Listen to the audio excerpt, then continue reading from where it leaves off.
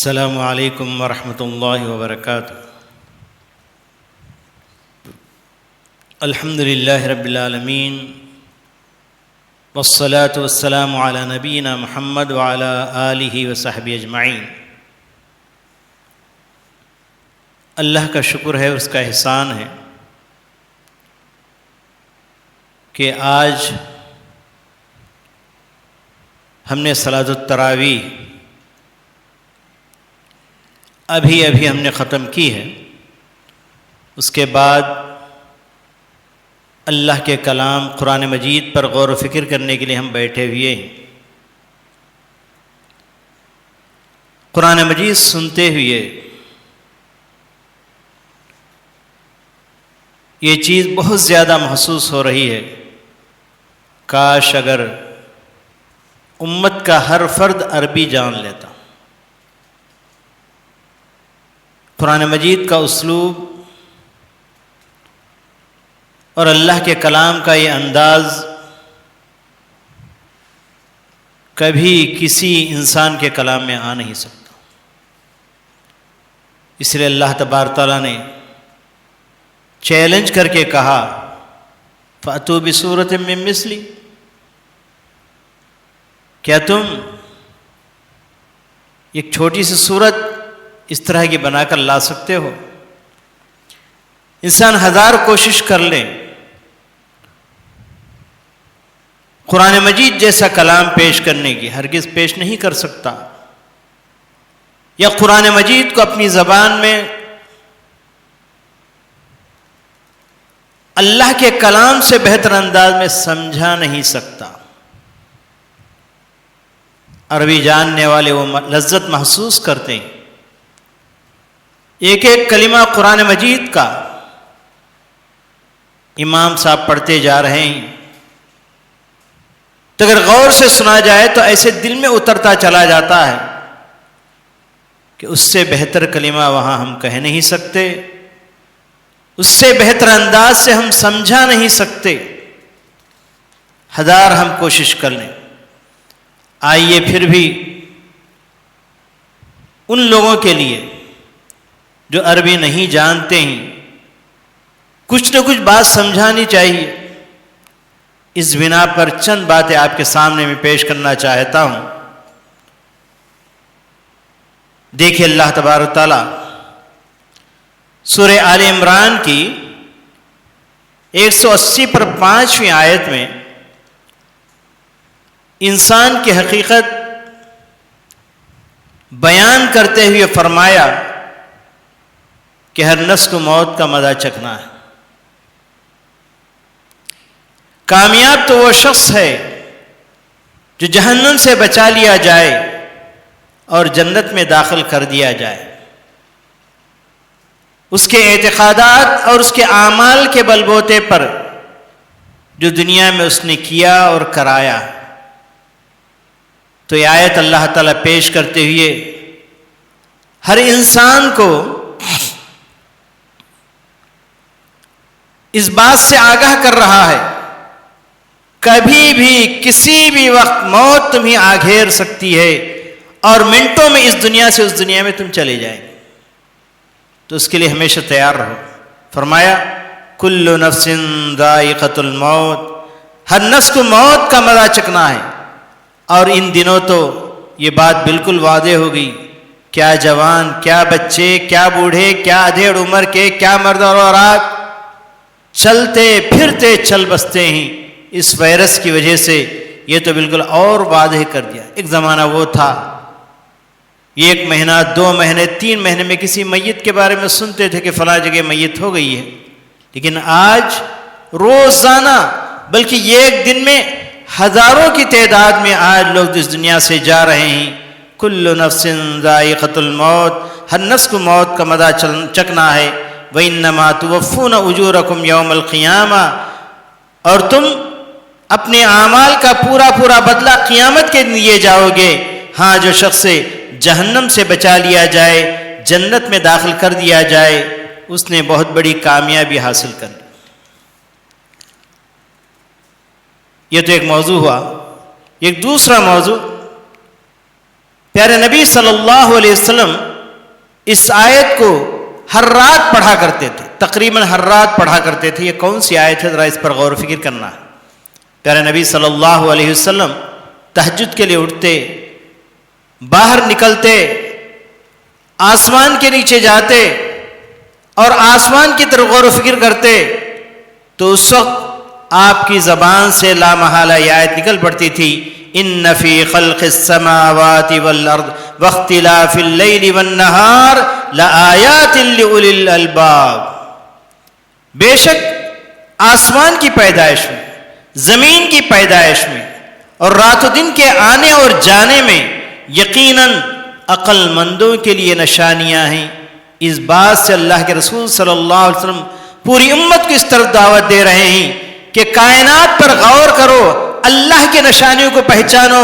فی کل شیء آیۃ تدل علی انہ واحد، ہر چیز کے اندر ایک دلیل ہے اور ہر چیز کے اندر ایک نشانی ہے، اس بات کی طرف گواہی دے رہی ہے، اس بات کی طرف تمہیں لے جا رہی ہے کہ اللہ تعالیٰ ایک ہے اور وہی عبادتوں کا مستحق۔ اور آگے چلیے،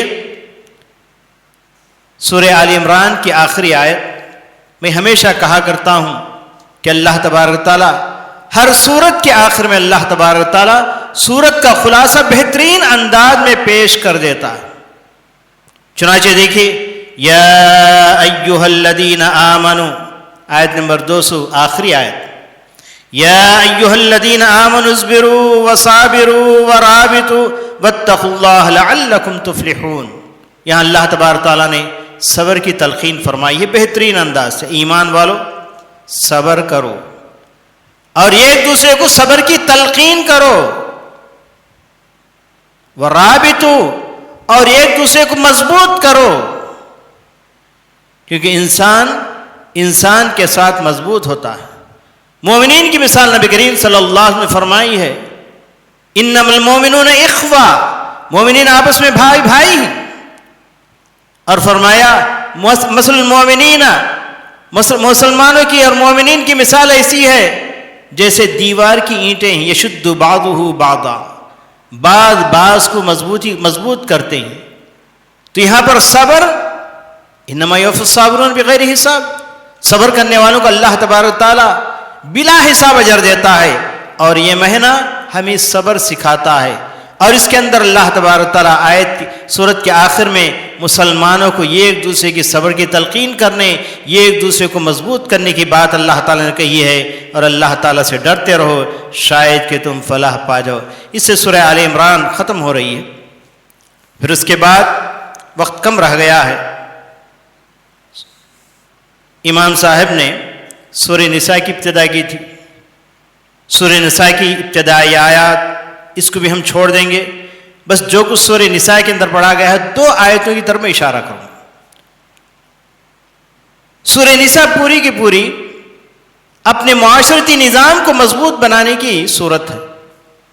سورہ نساء مدنی ہے، مدینے میں نازل ہوئی، پورے نظام کو بہتر سے بہتر بنانے والی ہے۔ ایک ایک آیت پر غور کیا جائے، آیت کے ہر موضوع پر غور کیا جائے تو انسانی معاشرہ بہتر سے بہتر بن جائے۔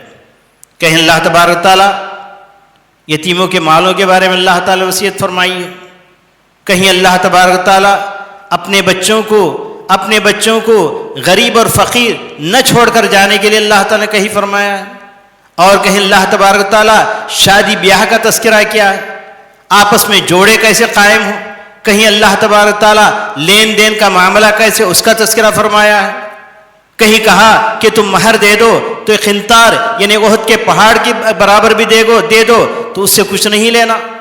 ہاں ایک جگہ اللہ تبارک نے کہا کہ ہاں اپنے خوشی سے اگر وہ کچھ دے دے تو لے لینا۔ تو اس طریقے سے اللہ تبارک تعالیٰ نے معاشرے کو بہتر بنانے کے جتنے وسائل ہو سکتے ہیں سورہ نساء کے اندر اللہ تعالیٰ نے بیان کر دی۔ کہیں اللہ تبارک تعالیٰ نے یتیموں کو آپ اپنی نکاح میں لے کر انہیں نہ ستاؤ، ہاں اگر آپ ایک سے بڑھ کر شادیاں کرنا چاہتے ہیں تو آپ ایک سے 2 کر کے 3 کر کے 4 کر کے شادیاں کر سکتے ہیں۔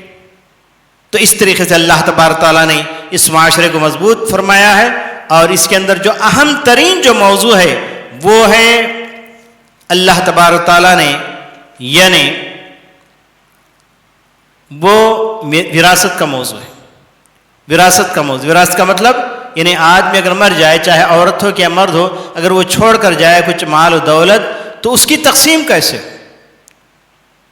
سارے مسائل اللہ تبارک تعالیٰ نے قرآن مجید کے اندر اشارات کے طور پر اشارے کر کے چھوڑ دیا ہے. پیارے نبی صلی اللہ علیہ وسلم نے اس کی تشریح فرما دی. لیکن وراثت کا مسئلہ ایک ایسا مسئلہ ہے جس کو اللہ تبارک نے خود اپنے کلام پاک کے اندر بہتر یعنی کم آیات کے اندر، کم الفاظ کے اندر پورے مسائل کو اکٹھا کر کے اللہ تبارک نے بیان کر دیا. اور اسے ایک آیت کو لے کر یا دو چار آیت کو لے کر اتنی کتابیں دنیا کے اندر لکھی گئی اور آج بھی لکھی جا رہی، تاکہ دنیا والوں کو پتہ چل جائے کہ کس کا حصہ کتنا ہے، یعنی کسی ایک مرد کے مر جانے کے بعد یا کسی عورت کے مر جانے کے بعد. دیکھیے آیت نمبر 7، 8، 9، 10، ان 10 آیتوں کے اندر صرف مقدمات اللہ تعالیٰ نے بیان کر دی. ایک انسان دنیا کے اندر مر جائے، چاہے مرد ہو کہ عورت ہو، اس جو مال بھی چھوڑ کر جائے، سب سے پہلے اس کے کفن دفن کا یعنی انتظام کر دیں. پھر اس کے بعد اس کے جتنے بھی قرض ہیں وہ ادا کر دیں، اور اس نے جتنی بھی وصیتیں کی ہیں، اگر ثلث کے اندر کیا ہے تو ٹھیک ہے، ثلث سے زیادہ کیا ہے تو چھوڑ دے کر ثلث کے اندر جتنا کچھ وصیتیں 1/3 مال کے اندر جتنی کچھ وصیتیں کی ان کی وصیتوں کو پورا کر دے. پھر اس کے بعد اللہ تبارک تعالیٰ نے اگر اس کے خاندان کے غریب غربا جمع ہو جائے جن کا حق اللہ تعالیٰ قرآن مجید میں نہیں بتایا ہے، ان کو بھی تھوڑا دے دو. یہ بھی اللہ تبارک تعالیٰ نے کہا کہ اور یاد رکھو اپنے بچوں کو فقیر اور لاچار چھوڑ کر نہ جاؤ، کچھ نہ کچھ ان کے لیے یعنی دنیا کے اندر کچھ ان کا حصہ چھوڑ کر جاؤ. یہ بھی اللہ تبارک تعالیٰ نے اس کے اندر بیان فرما دی.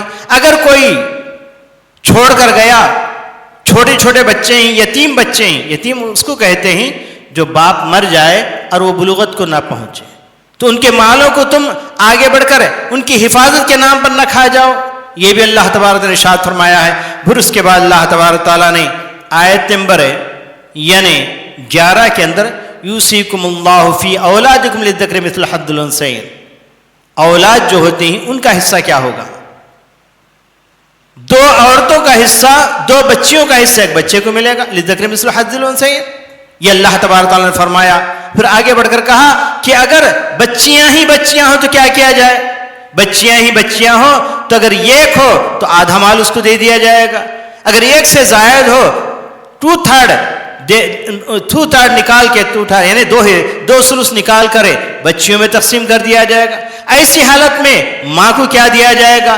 ماں کو اگر بچیاں اور یعنی ماں کو کیا دیا جائے گا؟ اگر بچے بچیاں ہوں تو ان کو سدس دیا جائے گا، اگر بچے بچیاں نہ ہوں تو ان کو ثلث دیا جائے گا. تو پھر اس کے بعد یہ بھی بتایا گیا کہ یعنی بھائیوں کو کب حصہ ملے گا. یہ ساری باتیں بتاتے ہوئے آخر میں اللہ تبارک تعالیٰ نے یہ بھی فرمایا وَلَكُمْ نِصْفُ مَا تَرَكَ أَزْوَاجُكُمْ. آیت نمبر آپ 12 کے اندر چلے جائیں گے تو اللہ تبارک تعالیٰ نے یہاں میاں بیوی کا کیا حصہ ہے ایک دوسرے کے مال کے اندر یہ بتایا. اللہ تبارک تعالیٰ نے کہا کہ اگر بیوی مر جائے تو شوہر کا حصہ آدھا مال اس کو مل جائے گا، اگر اولاد ہو تو ربع ملے گا یعنی 1/4 یعنی مال کا چوتھا حصہ مل جائے گا.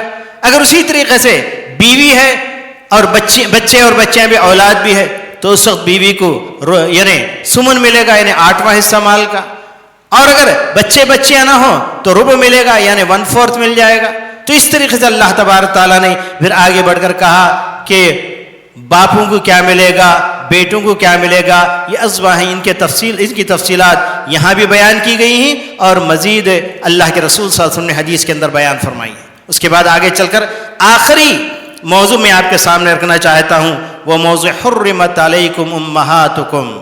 یہاں پر اللہ تبارک تعالیٰ نے آیت نمبر 23 میں یعنی 20/3 کے اندر اللہ تبارک تعالیٰ نے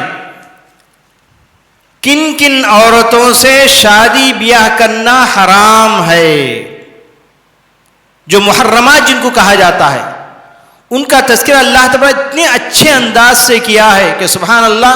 یعنی اگر پڑھتے جاؤ سنتے جاؤ تو دل کے اندر پوری بات اتر جائے اور کوئی شوشہ اللہ تبارک تعالیٰ نہیں چھوڑا. اب ذرا سا بتائیے کہ وہ شریعتیں جو دنیا کی بنائی ہوئی شریعتیں ہیں یہ کہاں سے یہ احکام لائیں؟ ان کے ہاں جو حرام حلت اور حرمت کا جو معاملہ ہے وہ انسان کی بنائی ہوئی شریعت ہے، اس کے اندر کئی خرابیاں موجود ہیں۔ کاش اگر ساری دنیا اس شریعت کی طرف لوٹ کر جاتی تو حقیقت میں سگا رشتہ کون ہے اور پیرایا کون ہے، اپنا کون ہے، دور کا کون ہے، کون محرم ہے اور کون محرمات میں سے ساری باتیں معلوم ہو جائیں گی۔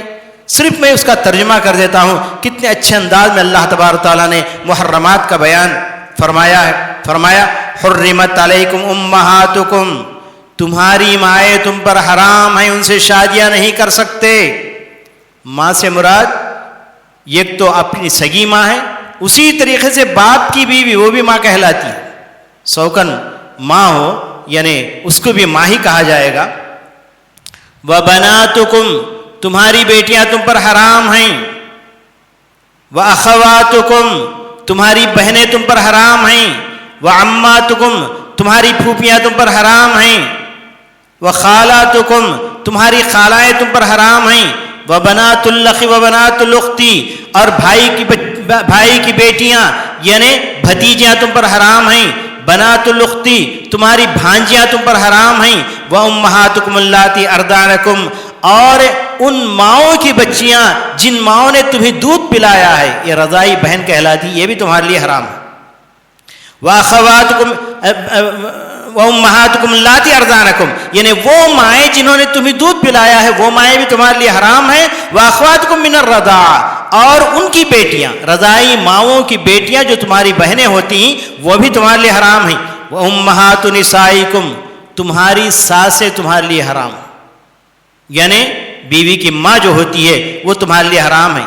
وَرَبَائِبُكُمُ اللَّاتِي فِي حُجُورِكُم مِّن نِّسَائِكُمُ اللَّاتِي دَخَلْتُم بِهِنَّ، اور اسی طریقے سے تمہاری بیویوں کی بیٹیاں، کسی بیوہ سے شادی کیا اور اس کی پہلے سے ایک بچی ہے، وہ حرام ہے۔ کب حرام ہے؟